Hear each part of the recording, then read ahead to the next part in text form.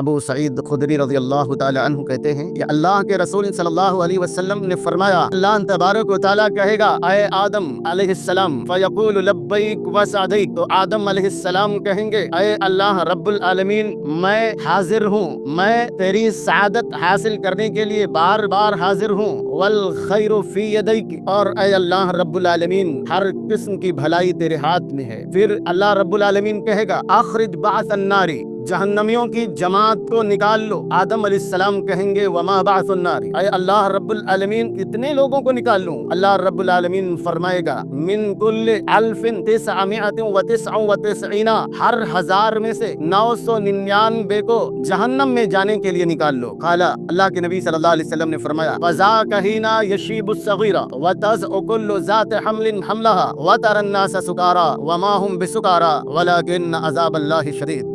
یہ وہ وقت ہوگا جب بچے اللہ رب العالمین کے عذاب کے خوف سے بوڑھے ہو جائیں گے، اور حاملہ عورت کا حمل ساقط ہو جائے گا، اور اس وقت آپ لوگوں کو دیکھیں گے کہ لوگ نشے کے اندر مدہوش ہیں، حالانکہ وہ نشے میں نہیں ہوں گے، لیکن اللہ رب العالمین کا عذاب بہت سخت ہوگا۔ فاشتد علیہ، اللہ کے نبی صلی اللہ علیہ وسلم نے جب یہ بات فرمائی تو یہ بات صحابہ کرام پر بہت سخت ناگوار گزری۔ قالوا، انہوں نے اللہ کے نبی صلی اللہ علیہ وسلم سے کہا، قالوا یا رسول اللہ اینا ذالک الرجل، اے اللہ کے نبی صلی اللہ علیہ وسلم 1000 میں سے صرف ایک آدمی جو جنت میں جائے گا وہ ہم میں سے کون ہوگا؟ وہ کون شخص ہوگا ایک آدمی جو جنت میں جائے گا؟ تب اللہ کے نبی صلی اللہ علیہ وسلم نے فرمایا فقال ابشروا، آپ نے کہا تم خوش ہو جاؤ، تمہارے لیے بشارت ہے، فإن من یاجوج وماجوج الفا، یقیناً یاجوج اور ماجوج کی تعداد جو ہوگی وہ 1000 ہوگی، ومنکم رجل، اور جو ایک آدمی ہوگا وہ تم میں سے ہوگا۔ ثم قال والذی نفسی بیدہ، پھر آپ نے کہا اس ذات کی قسم جس کے ہاتھ میں میری جان ہے، انی لأطمع ان تکونوا ربع اہل الجنہ،